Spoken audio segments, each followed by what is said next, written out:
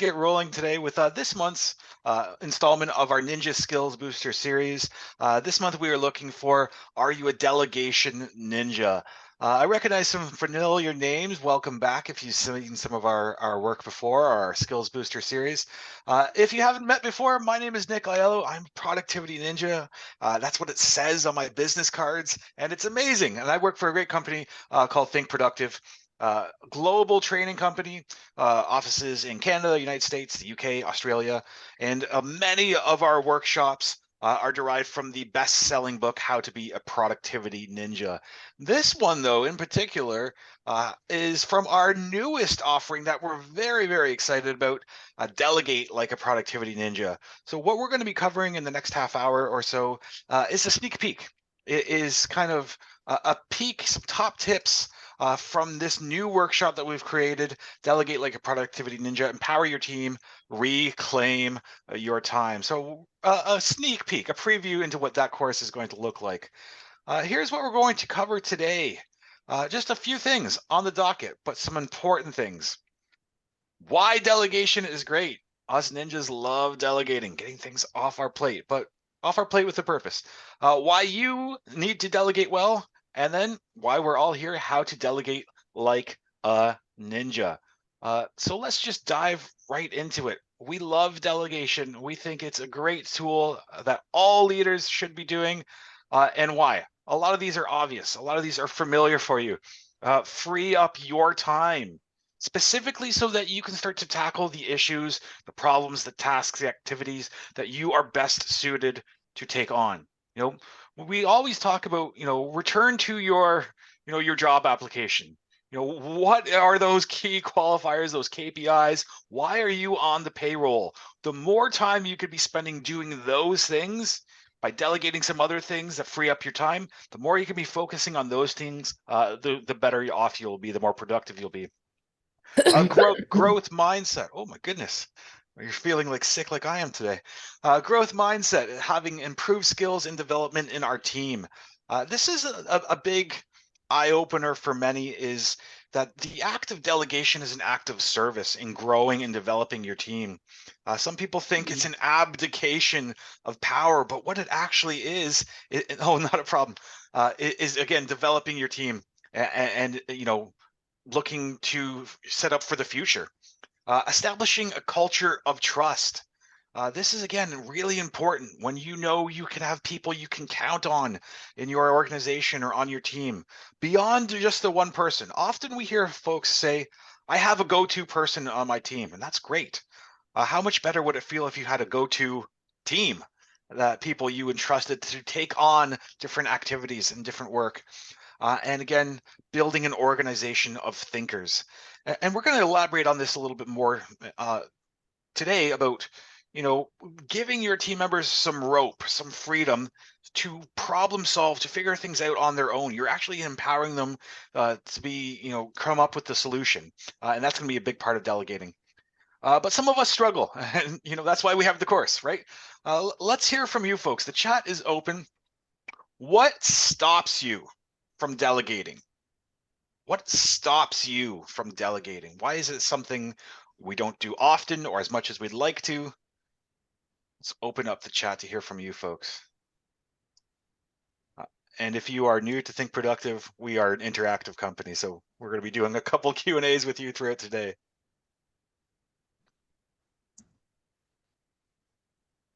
Guilt. Yeah, Lauren, wow, thank you for kicking it off big time. Fear of failure. Thank you, Raj. Gail, spend more time following up than if you'd done it yourself. Fear that the other person will not do it the way I like it. Concern that delegate no skilled enough. It's not skilled enough. So sometimes there's a training element maybe required first before we start to delegate. Concerned that, yeah, okay. I don't know you folks at all, but I'm a pretty good judge of character. And I know many of you are off camera, but I feel like we can play a little game here. I'm going to tap into our collective mind. I've got a feeling that there are some perfectionists on the call today. And here's a quick way to tell. Finish my sentence. You can do it in the chat if you like. Finish my sentence. There's a quick way to tell if you're a perfectionist. If I want something done right, I need to Let me know your first response in the chat. Yeah, typically, if you're responding or thought it, do it myself. Then I'm going to say, hello, perfectionists. We have a great course for you. So sometimes this idea of delegation is probably not me. Yeah.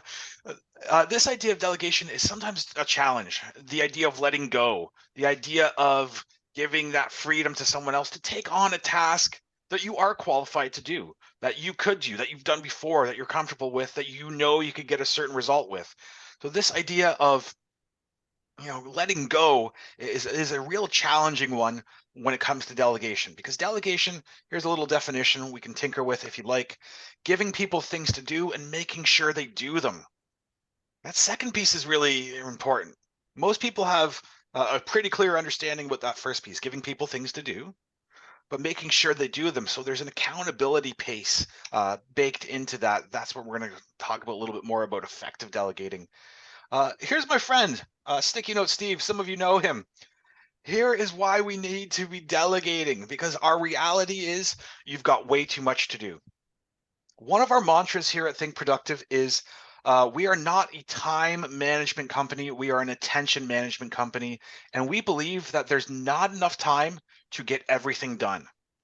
I know that probably sounds like a weird statement coming from a productivity ninja, but we believe that there's too much to get done, but there is enough time always to get the most important things done.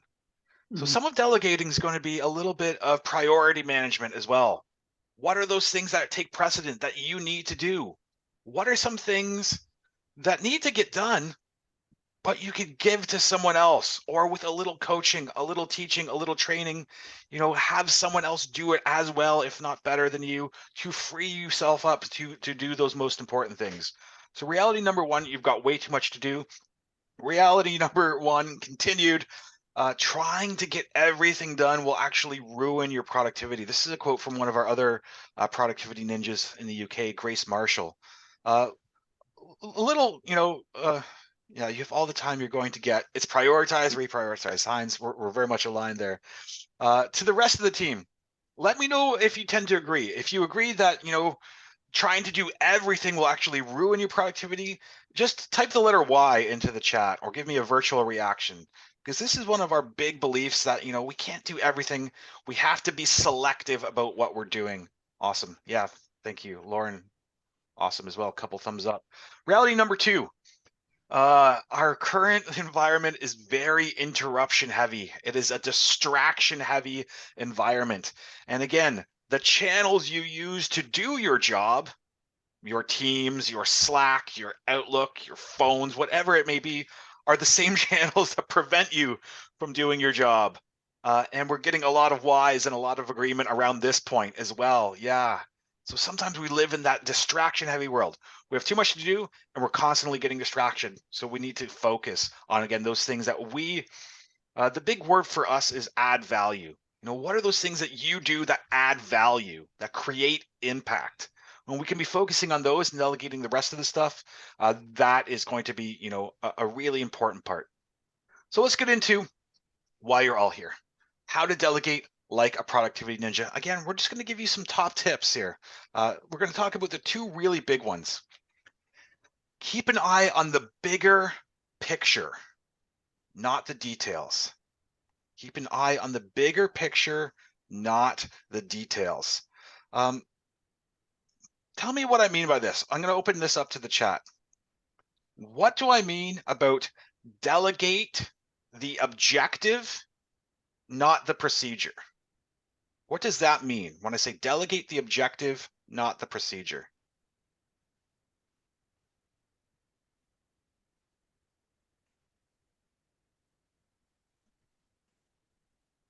Any guesses?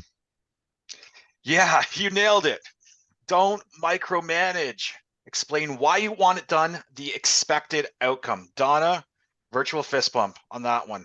All right, let it go. Let it go. I'm picking it up what you're getting there, Gail. Yeah, focus on the results. Folks, you're right on the money here.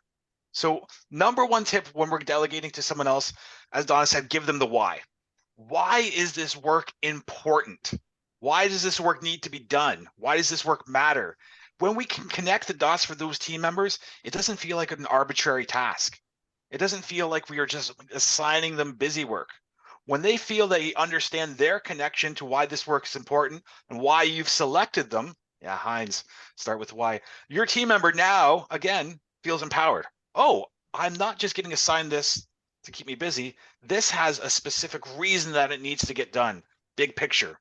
Why this work is connected to the work. Why did you choose them to do this? Do you think they'll do a good job with it? Are you looking to stretch them? So the big picture is, again, being clear about that why. And like you all folks said, we're going to be focusing on outcomes. Intent-based leadership is going to be focused on outcomes, not procedures. So when you delegate the outcome, not the procedure, you're saying to people, this is what I need done. This is the desired outcome I need by a specific date. How you get there might not be exactly how I would get there. And that's okay, right? We're not trying to handhold. We're not trying to micromanage. Your team members might get there a different way than you, and that's okay.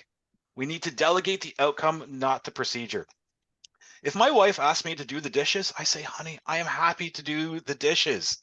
If my wife was to say, honey, can you do the dishes with the temperature of the water at 83 degrees? Can you wash them counterclockwise with 3 drops of soap? I'm going to say, listen, the dishes are going to get clean. So again, this is a joke. This is an example. My wife never has to ask me to do the dishes. I just do them. But you see what I mean. When we delegate the objective, what is the end result? What needs to get done? When we start to delegate procedure, that's where we sometimes get pushback, because why do I need to do it your way if there is another way that can be done that's going to achieve the same outcome? So a couple of things. Big picture, give that people the why the work is important, why you've selected them. And again, not all the details, not necessarily how you do it. And again, focus on outcomes. We're going to take some time right now. We've baked in time for you to do some thinking, to do some work around this. We're going to give you 2 minutes, 2 minutes of real time right now to start thinking about what outcomes, not tasks, what outcomes can you start to delegate to some of the people in your world? Team members, children, I don't know. The list is yours. I'm going to give you 2 minutes of real time. I'm still right here. If you have any questions, you can use the chat. 2 minutes. Start coming up with a list of some outcomes you think you could or would like to delegate. Good luck, team. Go for it.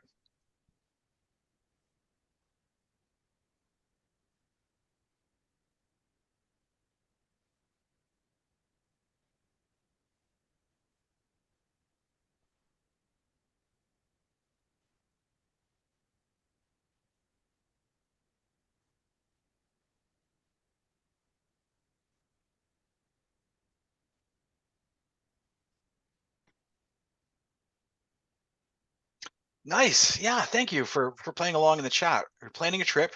We know where. Delegate how, maybe when, travel plans. Yeah, absolutely. I like that you're being very specific in some parameters. Here's what I'm going to delegate. Not all of it. And we're going to talk about that in just a minute. Tremendous. Just about 1 more minute, folks. Come up with a list of some outcomes you can delegate or you'd like to delegate. And again, when I mean outcomes, I mean a desired outcome. I mean a desired end result. For my example, the desired end result, clean dishes, right? Not how to get there.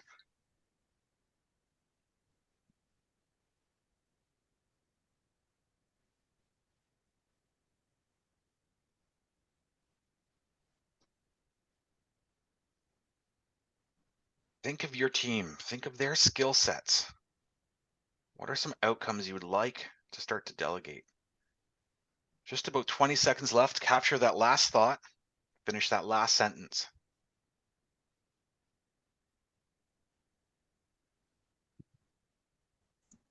And this is a great segue from what Heinz was saying in the chat, starting to give some boundaries. This is my favorite slide in the whole deck. The whole new program, the 2-hour program, How to Delegate Like a Productivity Ninja, is be clear about the boundaries. Set boundaries for your team members when you're delegating. And here's what I mean. Give them some freedom, some autonomy, some rope. It's your choice to do within this boundary. Do what you think is best, and I'll support you. When we start to move, again, with our egg analogy here, outside the yolk, if you move into this area, check with me first, and we can agree with the way forward. Don't go past here. So what this might mean is, you're going to take this 75% of the way. Then you and I are going to come together, and together we're going to take it the remaining 25. Or you have autonomy to go with this until you have a hiccup. I'm going to be hands off. Or you take it 90, check in with me. I just want to confirm you're on the right page. Then you're going to take it the other 10 after a check-in. But this is a really important one, and I love this slide. And our early feedback is this really resonates. The idea of setting up some boundaries, some parameters about where there's autonomy, where there's flex, and where there's not, right? Because sometimes things are pretty crystal clear. They're cut and dry. Things around, ethics, violations. Some things, hey, you need to have this done. I'd like to give you some freedom here, but this needs to be done to this, capacity. So this is one of my favorite slides in the entire new deck about setting boundaries, being clear on what you're delegating. What are the timelines? What are the parameters? We're going to check in again next Monday. I need it to be completed to X%. Also, set your team up for success. What are the resources? You know what? Here's an example of this task being done before. Where can you help them along the way? The other thing that's critically important about delegating, you have to know your team.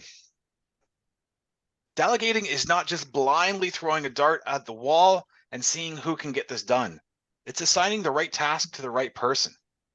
So sometimes your team members are going to surprise you with some hidden skills or some ambition or some desires.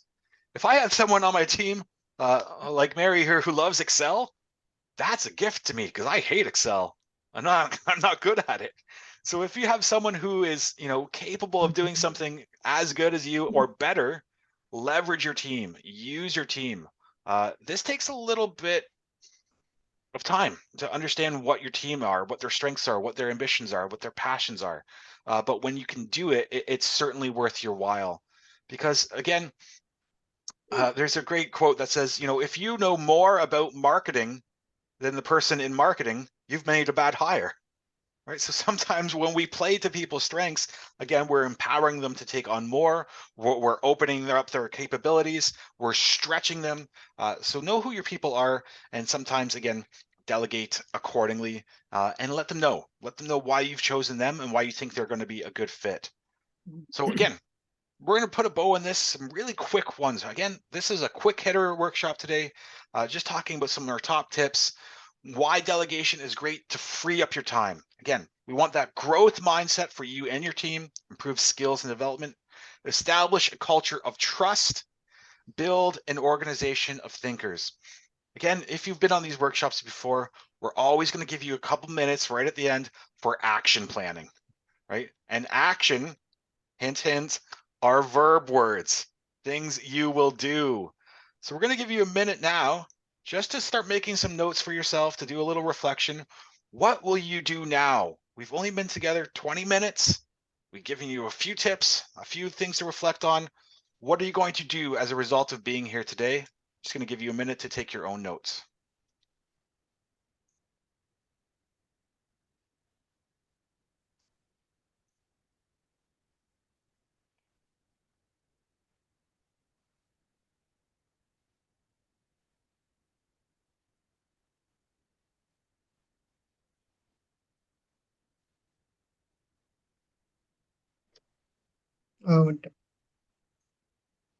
Always want to make sure you have something actionable after these sessions, something you're going to do as a result of being here. That something could be give your team the why. That something could be create boundaries for your planning chip. I love it. Yeah, okay. You have some flex. Look into these B&Bs, look into wherever, but stay within this, boundary here. Love it. Tremendous. Okay. We have a very exciting offer for you folks. We heart you. It's Valentine's Day. So we're offering everyone 10% off. We're doing our, again, this is the new one, the snapshot of why you're here today. Delegate like a productivity ninja. I'll give everyone a minute. Take out your phones, scan this QR code. This is going to be the full course. This is the first time we've offered it as a public workshop. We've done it for individual kind of complete teams in the past. But I'm very, very proud of this new workshop, and it's selling out very well. You know us, Think Productive. We like to keep our sessions really small, so we're offering 15 seats on this. There's probably 8 or 9 that are already sold. This is coming up in March 6th. It's a good news, bad news situation because I'm leading the Delegate Like a Productivity Ninja. So if you enjoyed your time with me today, great. Love to see you. If you didn't, I promise the tips are worthwhile anyways, and the learning is great from the session as well. So if you know this session would be beneficial for you or a friend or a colleague, send them the information. We'd love to see you on that session as well. And again, we're going to expand on the tips we've given today and give you more, and it's a deeper dive for sure. Again, a little bit of blended learning, a little bit of engagement. And also, again, this was a quick hitter, but let us know how we did today. I'm going to put the link in the chat. You can keep your phone out, but there is the link. There's the QR code. I don't know if you can tell, but I love what I do. And if I could be doing it any better, we want to. So please let us know. Again, if this was valuable for you, we'd love to hear from you. So that's our little survey. So brilliant. We have time. We've kind of got through all the content. I'd love to open it up for some Q&A. If you have any questions, you can come off mute. The chat is open. And if you don't have any questions, I wanted to thank you again for being here. We certainly appreciate it. Feel free to reach out to us on socials. We love hearing from the people that come to the workshops. I'll leave this one up again, just in case you need to get that survey. But, oh, cheers. That's very kind of you. Thank you in the chat. Happy to stick around if anybody has any questions. Yeah, cheers. Thank you. Yeah, we try to cram in as much as possible in this short 20, 25 minutes. So thank you. Thank you for your time. Yeah, cheers, Scott. Thank you very much.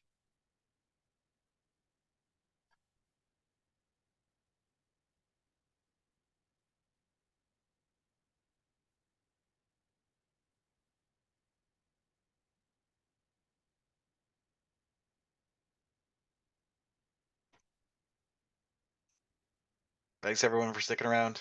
Oh, cheers, Raj. Thank you very much. Appreciate that.